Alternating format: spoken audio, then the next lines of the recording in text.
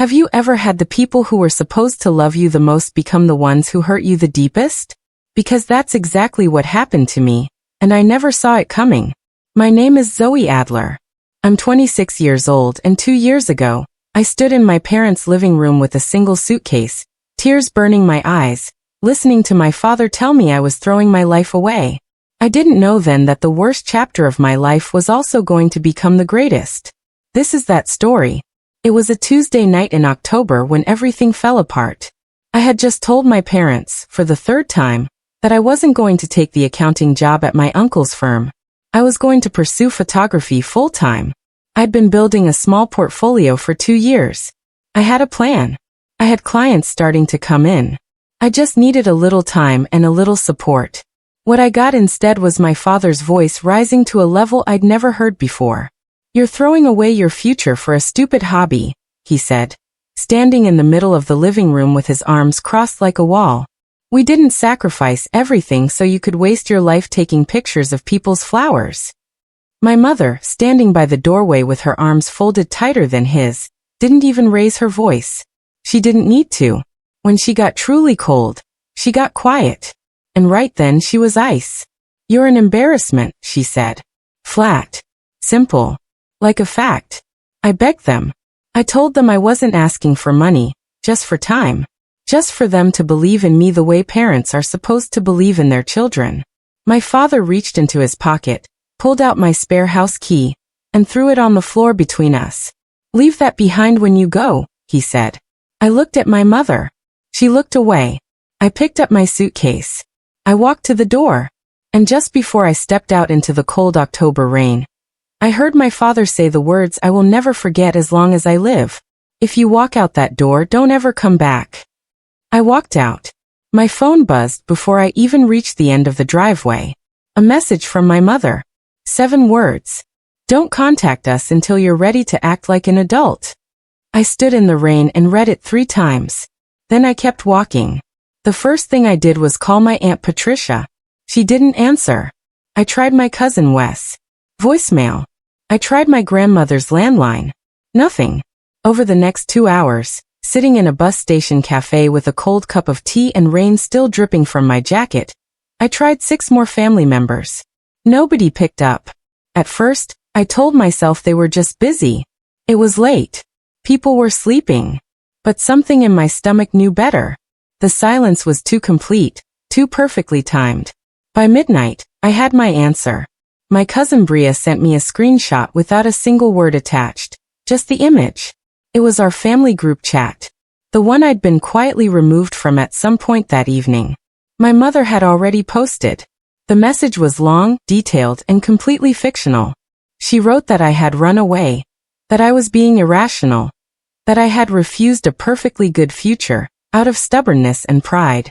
She said I needed space to come to my senses. My father had replied with a single line. "We did our best. Some children just don't appreciate it." The relatives were responding with heart emojis and stay strong messages, all directed at my parents. Not one person asked about me. I hadn't just lost my home that night. I had lost my entire support system in the time it takes to drink a cup of cold tea. I read that group chat 4 times. Each time, I found something new to hurt me. My Aunt Patricia, the one who always brought me sweets at Christmas and called me her talented niece, had written, "It's probably just a phase. She'll come back." My Uncle Ray had written, "She'll be back begging by Christmas." These creative types always fold. Then I scrolled further down and found the message that made me feel sick to my stomach. My younger brother, Jamie, 16 years old, someone I had helped with homework for years, had reacted to my father's message with a laughing emoji. A laughing emoji. I put my phone face down on the table and stared at the cafe wall for a long time. The dream I had been carrying so carefully, the photography business, the portfolio I had built shot by shot, the tiny growing client list, was being torn apart in a group chat I hadn't even been allowed to defend myself in. A part of me wanted to go back. To knock on that door, say I was sorry, take the accounting job, and let everyone breathe again. The humiliation of going back almost felt worth it. But then I thought about standing in that office every single day for 40 years. watching other people's lives through a window. And I couldn't do it. I opened my contacts and scrolled to a name I hadn't texted in months. My old friend Petra. Hey, I know it's been a while. I'm in a really bad situation. Can we talk? I hit send and waited. Petra didn't hesitate. She said come over. Her apartment was small, 1 bedroom, a kitchen barely big enough for 2 people to stand in, and a living room that already had a yoga mat, a drying rack, and a pile of textbooks fighting for floor space. She cleared a corner near the window, blew up an air mattress, and told me I could stay for a week or 2, until I figured things out. I thanked her and told her I'd sort it quickly. I was sure I would. I wasn't. Within 10 days, I had picked up 2 jobs, a morning shift at a cafe 3 streets away, and evening work at a packaging warehouse on the edge of town. I was waking up at 5, working until 2, sleeping for 3 hours, then editing photos on my laptop until midnight.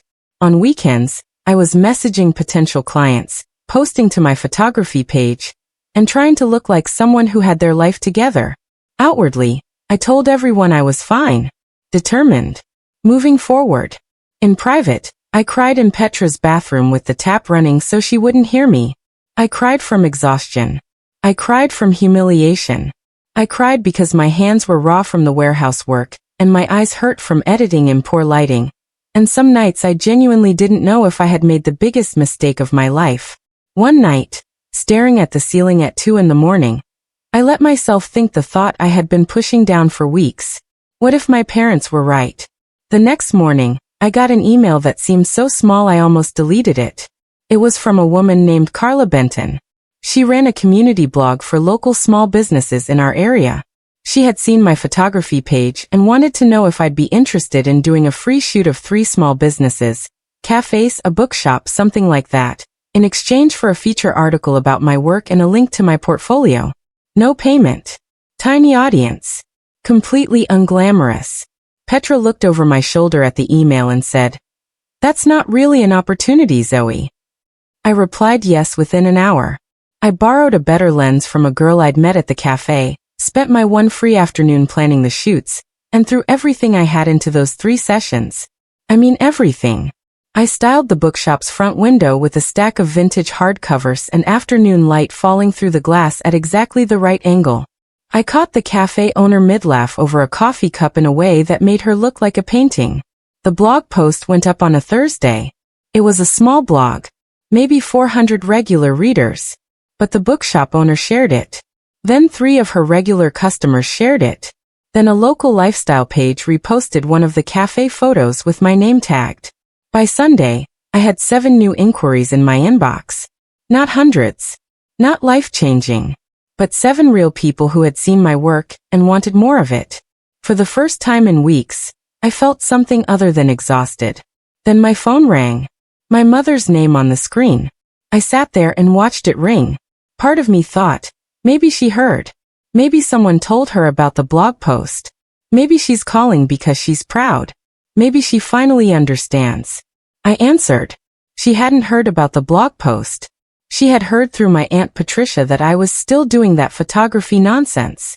Someone had seen me at a local cafe talking to a small business owner, and mentioned it in passing at a family gathering. My mother's voice was not warm. It was not apologetic. It was the same voice she used when she found out I'd failed a maths test in year 10. Controlled, disappointed, and cutting. "Do you understand how ridiculous you look?" she said. "People are talking. People from the church, from the neighborhood, people your father works with. You're making this family look like we raised someone with no sense." I didn't speak. I let her finish. She said if I failed publicly, if I embarrassed myself in front of people they knew, I would have nobody to blame but myself. She reminded me that my cousin Felicity had just started a graduate program, and my cousin Wes had been promoted at his firm. She said these things as if they were weapons, and they were. Then she said, "I hope you're happy with what you're doing to this family." She hung up. I sat on the air mattress in the dark for a long time, and then slowly something shifted inside me.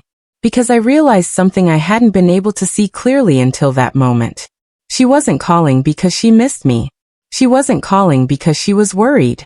She was calling because I hadn't broken yet. and that bothered her. They weren't waiting for me to come home. They were waiting for me to fail. That same night, I posted one of the bookshop photos on my personal page with a short caption about chasing what you love even when it's scary. I went to sleep not expecting much. I woke up to 47 comments, over 200 likes, and a message from a photography account with 60,000 followers asking if they could repost my image. I sat up so fast I knocked my water bottle off the nightstand. I said yes. They reposted it that morning. By noon, my page had gained over 300 new followers. By evening, I had 12 more client inquiries, 2 from businesses in the next city over. A woman named Donna Birch messaged me saying my photo of the bookshop had made her cry because it reminded her of her grandmother's shop. A teenage girl said it made her feel like photography was something she could actually do. Strangers. People who owed me absolutely nothing. People who had no reason to be kind to me or cruel to me. They were just responding to the work honestly. I stayed up until 3 in the morning replying to every single message. At one point I was crying quietly at my laptop. Not from sadness, but because kindness had started to feel so unfamiliar that receiving it felt like something I needed to cry about. Then my phone buzzed with a voicemail notification. My father's number. I pressed play, and my stomach dropped. My father's voice on that voicemail was tight and controlled. The way it always gets when he's furious but trying to sound calm. He said that people he knew were seeing my posts online. That someone from his office had mentioned my name. That a neighbor had asked his wife about the daughter who does photography. He did not say he was proud. He did not ask how I was eating. He did not ask if I was safe or warm or okay. He said, "You are humiliating us in front of people we know." He said respectable families didn't raise children who performed online or begged strangers for attention. He said I had chosen my ego over my family. He said I was selfish, embarrassing, and that whatever I was doing online was making him and my mother look like they had failed as parents. Then, near the end, he said something that hit me like a closed fist. "You need to stop this before you make things worse." I listened to it twice. Then I put my phone down on the kitchen counter and stood very still for about a minute. I had 200 messages from strangers telling me my work had moved them. I had a growing list of real clients. I had proof, small but real, that what I was building had value. And my own father's only concern was how it made him look at work. I almost deleted everything. My whole page. My portfolio. All of it. I was that close. Instead, I opened my laptop and did something that terrified me completely. I signed up for a spot at the Harlow Creative Markets, a 2-day outdoor event in the city center where independent creatives could rent a small booth to sell prints and promote their services. The booth cost £220. I had $240 in my account. I paid it. Then I sat back and felt my hands shaking. Petra walked in, saw my face, and asked what I'd done. When I told her, she was quiet for a moment. Then she said, "Okay, let's make it worth it." I spent the next 3 weeks preparing. I printed 6 large photos, 15 medium ones, and a stack of small cards with my details. I researched how to display work outdoors. I watched every video I could find about market stalls and how to talk to people about your work without sounding desperate. I quit the warehouse job so I could prepare properly. That meant living on cafe wages alone. Some nights I ate toast and tin soup and told myself it was temporary. This was the first time in my life I had made a decision purely for myself, without asking permission, without waiting for someone to tell me it was okay. It felt like standing on the edge of a roof, and choosing to step forward anyway. And then, 11 days before the market, Petra sat me down on the sofa with a look on her face that I recognized immediately. She said she was so sorry, but her sister was moving in. She needed her space back. I had 2 weeks. I want to be honest about those next 2 weeks, because this story is not one of those stories where everything gets hard, and then immediately gets better. Sometimes things get hard, and then they get harder. I found a room on a house-sharing site, the only one I could afford, in a house with 4 other people I had never met, 30 minutes from the city by bus. The room was small enough that my air mattress from Petra's place barely fit. The kitchen had a rota for cleaning that nobody followed. The shower ran cold before 7 in the morning. I ate a lot of cereal. I worked my cafe shifts. I came home and edited photos until my eyes burned. I kept my photography page active, kept responding to inquiries, kept acting online like I was a professional photographer who had her life together. I was not sleeping properly. I was losing weight I couldn't afford to lose. One morning I looked in the bathroom mirror and barely recognized myself. But the market was 9 days away, then 7, then 4, and then one evening, sitting on my thin mattress with my laptop balanced on my knees, I saw an email come in that I nearly dismissed as spam. The subject line read, "Feature Opportunity, Harlow Arts Quarterly." I stared at it for a long time before I opened it. It was real. Harlow Arts Quarterly was a regional arts and culture magazine. Not huge, but genuinely respected, with a print run of 12,000 copies and a strong online presence. A staff writer named Ben Okafor had found my page through the repost, and had been following my work for 3 weeks. He wanted to feature me in their upcoming issue on emerging independent creatives under 30 in the region. He wanted to schedule a phone interview and potentially use 2 of my images in the print edition. I read the email 5 times. Then I walked to the kitchen, drank a glass of water, walked back, and read it again. This was not a community blog with 400 readers. This was something that people, real people, industry people, actually read. Something my work could sit inside and be taken seriously. I typed my reply carefully, checked it 3 times, and sent it. Then I started preparing like my life depended on it, because in many ways, it felt like it did. I practiced answers to questions I imagined he might ask. I went back through my portfolio and identified my 12 strongest images. I researched the magazine's previous features so I understood their tone. I was ready. I was focused. I was more prepared than I had ever been for anything. And then 4 days before the interview, I got a message from my cousin Bria. "Zoe, I need to tell you something. It's about what your mom just sent." Bria sent me a screenshot of a message my mother had sent privately to Ben Okafor's work email, which she had found on the magazine's public contact page. The message introduced herself as my mother and said she was concerned about a potential feature. She said I had a history of being emotionally unstable. She said I had walked away from my family and education, and was not the hardworking person I presented myself as online. She included an old photo from 4 years ago, a night out where I looked messy and tired, and said it showed my true character. She signed off by saying she thought the magazine deserved to know the full picture before featuring me. I sat on my mattress and read it so many times that the words stopped making sense. This wasn't my father losing his temper on a voicemail. This wasn't my mother making a cold comment on a phone call. This was a deliberate, planned action. She had researched the magazine. She had found the contact. She had crafted a message designed to take away the one real opportunity one had been given. And she knew. She knew exactly what this chance meant to me, because I had talked about wanting magazine coverage since I was 19 years old. She had sat across from me at the kitchen table and heard me say it. That's what broke me that night. Not the betrayal itself. The precision of it. I cried for 2 hours. Then I wiped my face, opened my laptop, and emailed Ben Okafor. I told him the truth, all of it, calmly, clearly, and with no drama. I said I understood if he wanted to pull the feature. I just wanted him to hear my side. He replied within the hour. "I appreciate you telling me. See you on Thursday." Thursday came. I hadn't slept properly in 2 nights. My eyes were slightly swollen from crying, and I'd used every makeup trick I knew to look like a person who was holding it together. I sat in a quiet corner of a library near the city center with my laptop, my best headphones, and a glass of water, and I waited for Ben's call. When it came, I answered, and I was completely present. I talked about my work clearly and with real confidence. I talked about what drew me to documentary-style photography, why I believed small businesses deserved the same quality of visual storytelling as big brands, and what I hoped my work communicated to the people who saw it. I didn't perform. I didn't oversell. I just spoke honestly about something I genuinely loved. Ben asked good questions.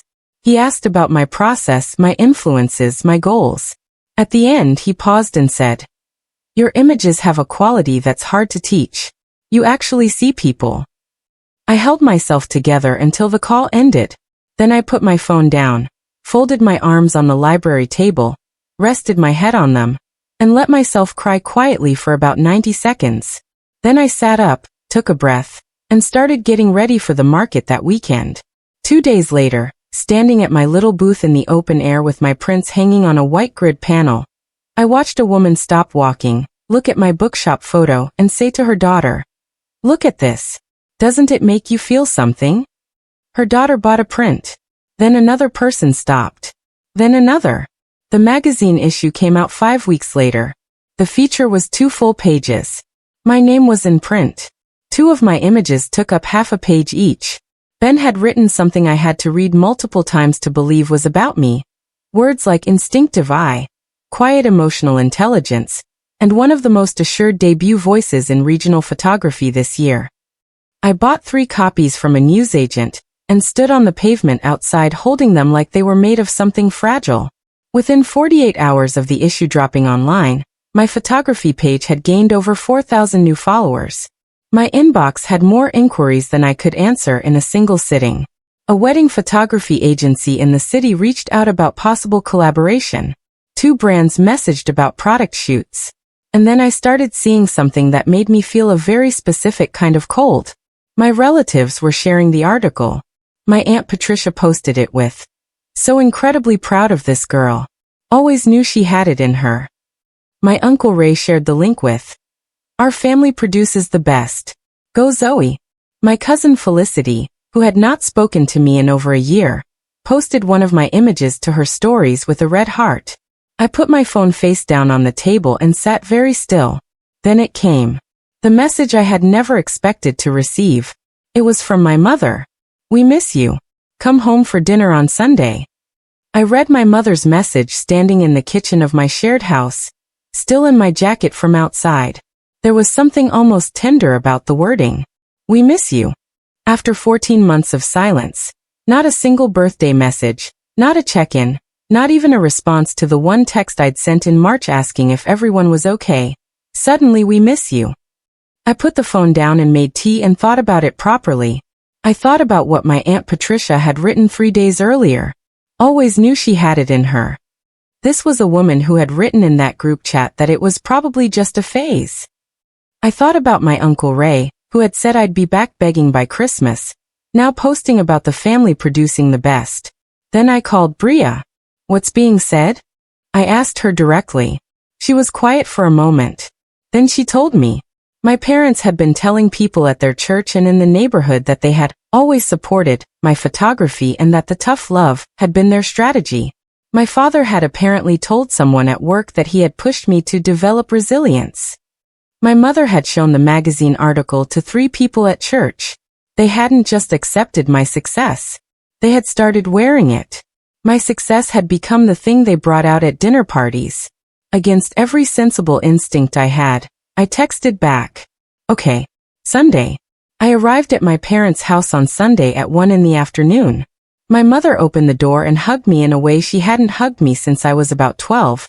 The kind of hug that's slightly too long and performed for an audience. Because there was an audience.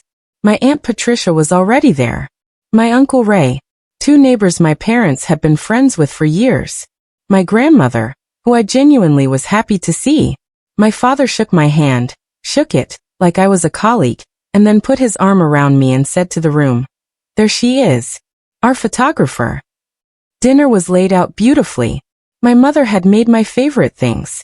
The conversation was warm and full of laughter, and every few minutes, someone would mention the article or the market or my page, and my parents would nod along like people who had watched it all happen from the front row. At one point, my father started telling a version of my story to my Uncle Ray. A version where he had always believed in her talent, and just wanted to make sure I had the right foundation. My Uncle Ray nodded along and said, "Smart parenting." I smiled. I ate my food. I said the right things. But I felt like a prop. Like a trophy someone had polished up and put on the shelf, and was now showing off to visitors. Then my mother said it. Casually, between sips of water, without even fully turning toward me. "See, tough love worked." The table made approving sounds. I looked at my plate. After dessert, people moved into the living room. I excused myself to use the bathroom and took the long way round through the hallway, past my father's study. The door was slightly open. I wasn't trying to listen, but I heard my mother's voice, low and careful, and my father's voice responding, and I stopped. My mother was saying my name. She was telling my father that she had done the groundwork at Sunday's gathering and that she thought I was in a good place emotionally. She said she thought this was the right time. She said the dinner had gone well. My father said. She seemed relaxed. I think if we approach it right, she'll be reasonable. I stood completely still in the hallway. My mother said, we just need to be gentle about it. She's sensitive. We don't want to push her away again before we've asked. Asked. Before they'd asked. Asked what? I walked calmly back to the living room, sat down next to my grandmother, and listened to her talk about her garden for 20 minutes while my mind turned over every word I had just heard. The dinner had been a performance. The warmth had been a setup. The "we miss you" had been an opening move. And whatever they were about to ask me, they had been planning it for longer than this one Sunday afternoon. I drove home and sat in my car outside my shared house for a long time before going in. Over the next 3 weeks, I watched the pattern carefully. My mother started texting regularly, not deeply but consistently. Little things. Articles she thought I'd like. A question about whether I preferred coffee or tea these days. A photo of the garden. She was rebuilding familiarity, very deliberately, very patiently. My father called once, just to check in. He said he was proud. The word sounded foreign coming from him, like a phrase he had looked up and was using for the first time. I was polite. I responded. I gave nothing away. Then for weeks after the Sunday dinner, I went back again. This time it was just the 4 of us, my parents, Jamie, and me. And after dinner, while Jamie was upstairs, my father cleared his throat and said they had something they wanted to talk to me about. My mother folded her hands on the table. My father explained that their mortgage rate had been reviewed, and the monthly payments had increased significantly.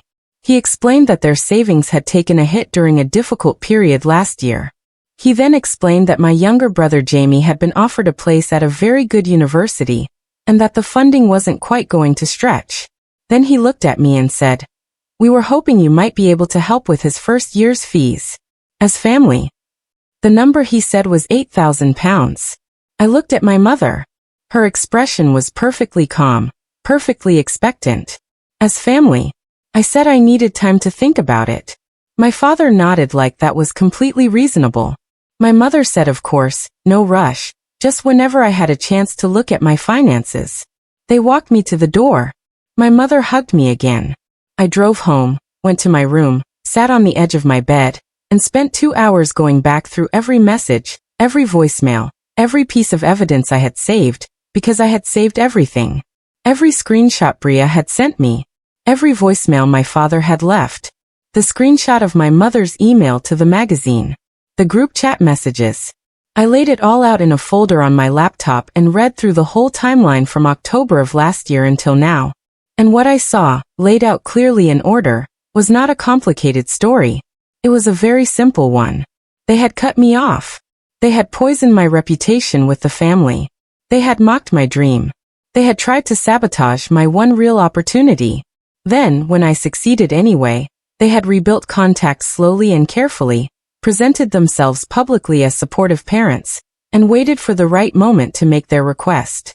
I also found out, through Bria, who had become my most honest source of information, that my mother had told people at church I had come back to the family, and that our relationship was fully restored. She had also apparently told my Aunt Patricia that I had finally grown up. None of this had been about love. Not for a long time. This had been about access. And now they wanted £8,000 worth of it. I agreed to come back the following Sunday. I didn't tell them what I had decided. I just said I'd been thinking and wanted to talk properly. My mother sounded genuinely warm on the phone. My father said he appreciated me taking it seriously. I arrived at 2 in the afternoon. We sat in the living room. My mother made tea. It all felt very civilized. Then my father said he didn't want to put pressure on me, but they had been looking at the timeline for Jamie's university enrollment, and the deadline for the first payment was coming up in 6 weeks. He said they had explored other options, and this was genuinely the last resort. My mother said, "We've always been there for you, Zoe. We're just hoping you can be there for us now." I looked at her. "Always," I said. She blinked. "Of course. We're your parents." My father nodded. He said that family supported each other through hard times. He said they understood I'd had a difficult period, as if the difficult period had been something that had happened to all of us equally, a weather event, something nobody had caused. Then my mother said the thing that I had somehow known was coming. The thing that had been building underneath every soft message and warm hug for the past 6 weeks. She leaned forward slightly and said, "Everything you've achieved, you have to admit, Zoe, a lot of it came from how we raised you. The discipline, the high standards. You should be grateful for that." I put my tea down carefully. "If it wasn't for us being strict," my mother continued, "you'd never have had the drive to do any of this." She said it gently, almost kindly, as if she were offering me a gift, a way to reframe everything that had happened as intentional, as a strategy, as something I should feel thankful for. My father added, "Parents sacrifice everything. You'll understand one day when you have children of your own." I looked at them both. I thought about the night I stood in the rain outside this house with one suitcase. I thought about crying in Petra's bathroom with the tap running. I thought about eating cereal for dinner in a cold shared house. I thought about the night I read my mother's email to the magazine and understood that she had tried to take away the one real chance I had been given. And they were sitting here telling me I owed them.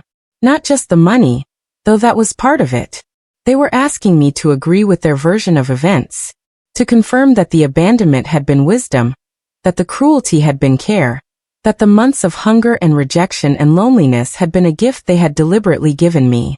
They wanted me to pay them back for hurting me. I sat very still for a long moment. Then I said, "I have something I'd like to show you." I opened my laptop. I had prepared a document. Not to be cruel. I want to be clear about that. I prepared it because I was exhausted from being the only person in this story who knew the full truth of it. I turned the laptop toward them and walked them through it quietly, the same way I would explain a project timeline to a client. No raised voice. No tears. I started with the group chat screenshot from the night I left, the one with my uncle's back begging by Christmas comment, my aunt's just a phase, my father's we did our best, and my brother's laughing emoji. I showed them the voicemail transcript, the one about humiliating the family, time-stamped and saved. Then I showed them the screenshot of my mother's email to the magazine. My mother went very still when she saw it.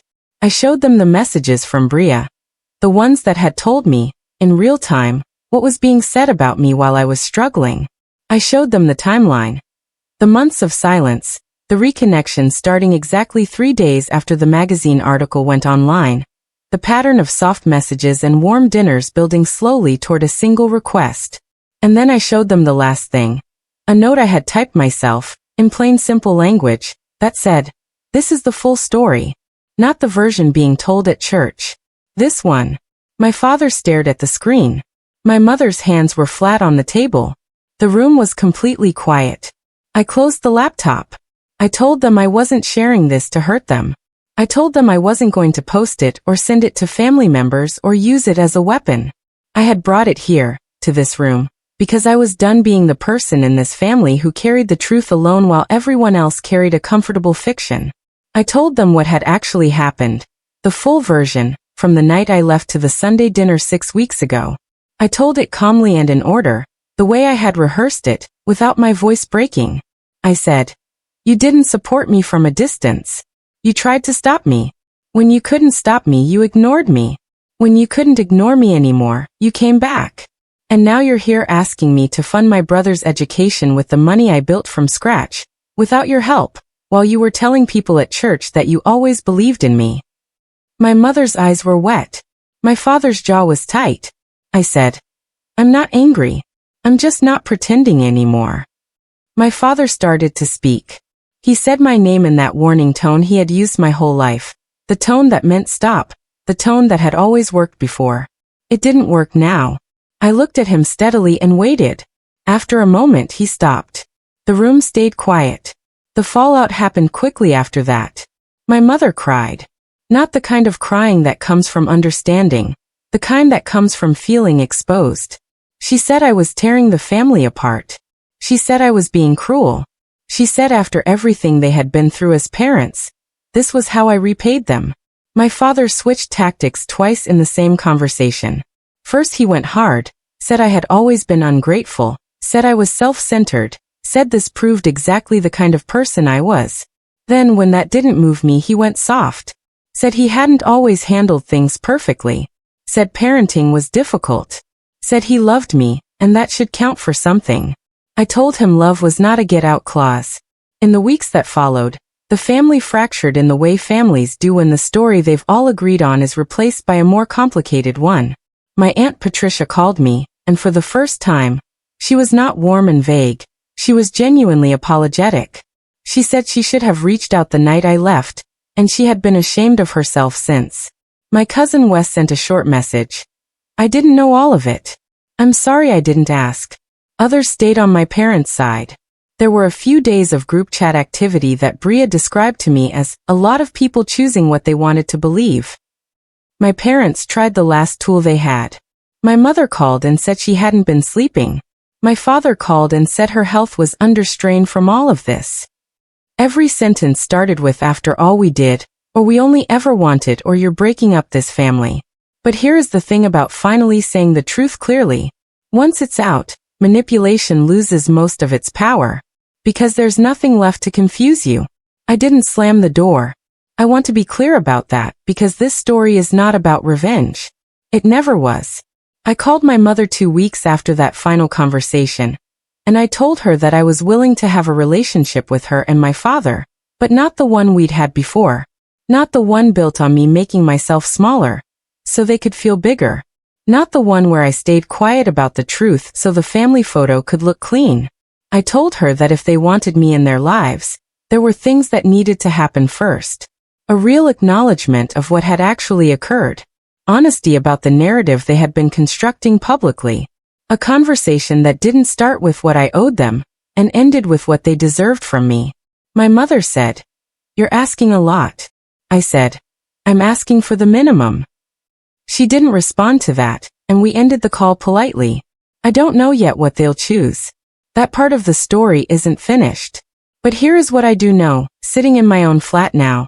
A small one-bedroom I rented 3 months ago, with good light and a desk where I edit every morning. The life I built from that one suitcase and one air mattress and one community blog post. They didn't lose me when I walked out of that door in the October rain. They lost me the moment they decided that my love for them needed to be earned by becoming someone smaller. What I want you to take from this. Not everyone who says they love you is cheering for your growth. Some people are only comfortable with your success when they can claim a piece of it. Walk away from environments that require you to shrink. The most dangerous opinion about your life is not a stranger's. It's someone's whose approval you were raised to need. And if someone only reconnects after your success, pay attention to the timing. Build anyway. Prove it to yourself first. If this story moved you, please like it. Leave a comment below telling me which part hit you hardest, share it with someone who needs to hear it today, and subscribe to this channel. There are more stories coming, real, honest ones, and I don't want you to miss a single one.